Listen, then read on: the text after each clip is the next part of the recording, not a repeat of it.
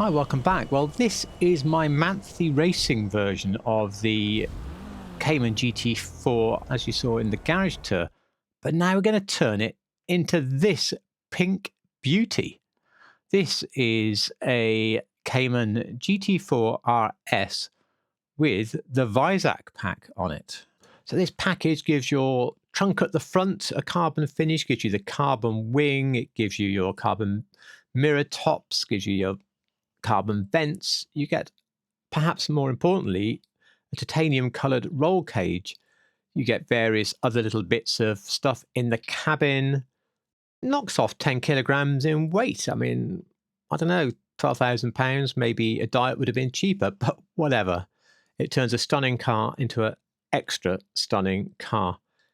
The reason we have this vibrant Ruby Star Neo version of the car is that Kazuki Sue asked me to build it and kindly sent me a link to the advert. I took one look at the pictures and thought, I love my monthly racing one, but I'm going to love this one more. Okay, into the workshop, you can probably get clues on how I built the current car by looking at the parts that come off, and many parts are similar due to a similar base car. Performance is up to you. For the front bumpers, definitely the stock one looks the best. You can see the other ones are simply further away from the truth. And when we get to the back bumper, it's the same thing. There's more choices, but having it smooth all over, the twin reflectors, the little cutout for the diffuser, perfect.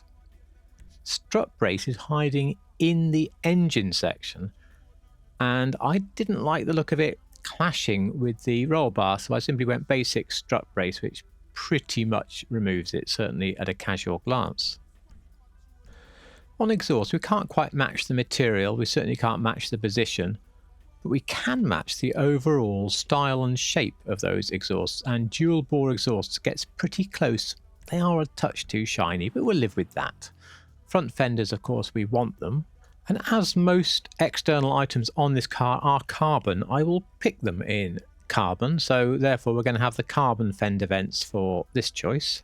We're very lucky on the hood that we can get a really close match. The hood catches are none, of course, and then as you move down you find this one here called Carbon Performance Hood. It's got a sort of indent in the middle perfectly, and it's got some vents about the right shape in the right place. Inside we're mainly going stock. The dash is a bit, the car has quite a few carbon parts, so you can have too much carbon with the carbon dash, or not enough with the stock dash. Well, if we're going for it, and given how little you see inside the car, let's go for a carbon dash. For the dials, it's just stock, we don't want the extras. And for the door, well, this is not one of those with a lightweight pull like a Boxster Spider used to have, so it's just a stock door card. On the seats, you know, a number of them work to give you the racy sort of seat that we want. I settled in the end on the carbon track seats for a similar shape and having a harness, of course. Pity it's in red. You can go stock for the steering wheel, no problem. When it comes to the roll cage, I'm going to change to secondary because I want to paint it a different colour, and it gets painted along with the brake calipers. So that's a secondary half cage in this particular case. Onto the lights. I have xenon on here, but I don't know what I was thinking. They're far too blue for a car that's so modern. We don't have xenons anymore, so go with stock or go with ones from the car meet. For the lip spoiler, we need this primary ducktail, which is a really quite extended lower spoiler, just like the real car. I love some of the liveries that they do on the Porsches, really quite close to the real one, but that's fairly irrelevant because we don't need a livery on this one, so that is none. And for the mirrors, I'm recording in post. I forgot to put the carbon cap on the mirrors, so we'll have to do it later. And my Porsche plate, I don't know if it means anything outside the UK, but I forgot to put it on, so there it is now.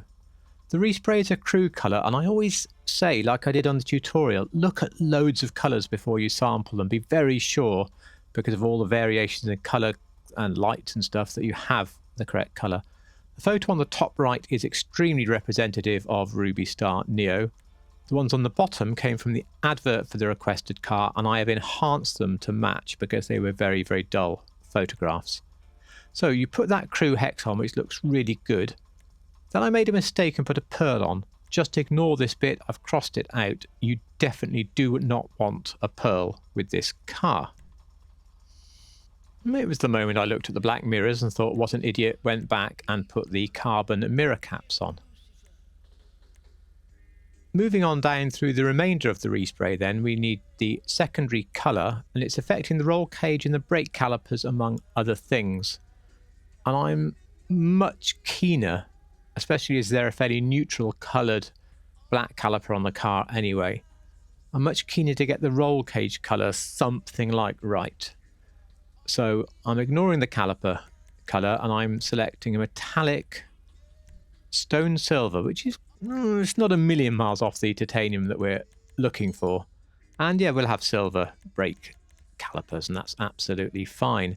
Inside you want black graphite, something like that, because it's substantively dark and we can't put those pale pieces on the inside of the seats.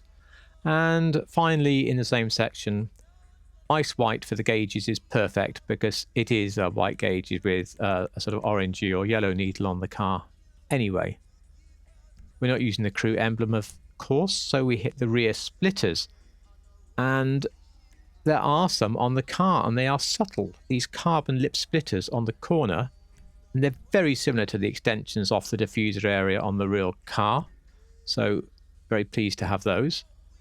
On the skirts, I think the stock skirt, to be honest, is going to be the closest you're going to get in shape and position on the car. And on the front, this carbon GT race splitter, again, is the closest. The actual splitter part is a little big. We're putting up with an almost vertical canard rather than the piece of plastic. The other downside is that on the real car, it does not seem to have a carbon weave, whereas on here it does. But we can't have it plain black using the combination of colours that we have.